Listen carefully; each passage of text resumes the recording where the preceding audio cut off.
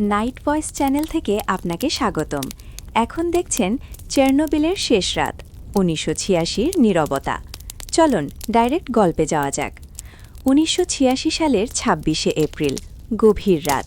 পুরো চেরনোবিল শহর তখন ঘুমিয়ে, রাস্তা ফাঁকা, বাতাস অদ্ভুত শান্ত। দূরে দাঁড়িয়ে আছে বিশাল Chernobyl nuclear power plant, Soviet ইউনিয়নের গর্ব। মানুষ ভাবত এই বিদ্যুৎ কেন্দ্র ভবিষ্যৎ বদলে দেবে। কেউ জানত না কয়েক ঘন্টার মধ্যেই ইতিহাসের সবচেয়ে ভয়ঙ্কর পারমাণবিক দুর্ঘটনা ঘটতে যাচ্ছে।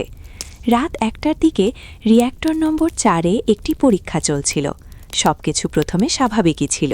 কর্মচারীরা মনিটরের দিকে তাকিয়ে কাজ করছিল, কেউ ক্লান্ত হয়ে চা খাচ্ছিল। তারপর হঠাৎ অ্যালার্ম বেজে উঠল। একজন কর্মচারী চিৎকার করে উঠল, পাওয়ার ড্রপিং! কন্ট্রোল রুমে আতঙ্ক ছড়িয়ে পড়ে। কেউ বুঝতে পারছিল না কি হচ্ছে।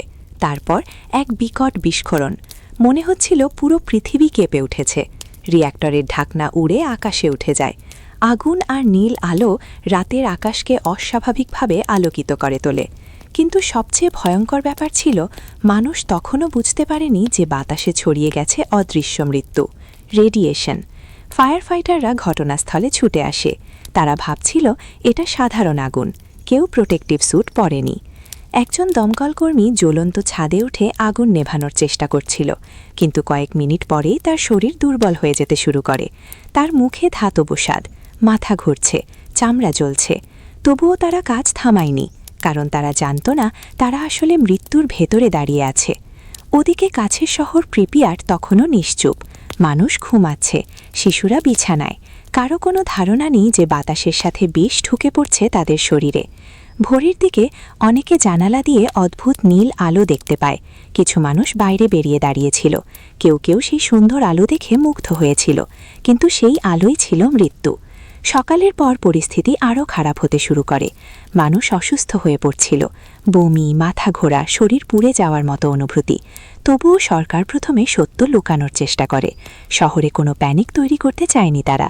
তারপর হঠাৎ ঘোষণা আসে, সবাইকে শহর ছাড়তে হবে, কিন্তু মাত্র কয়েক ঘন্টার জন্য। মানুষ বাসে উঠতে শুরু করে।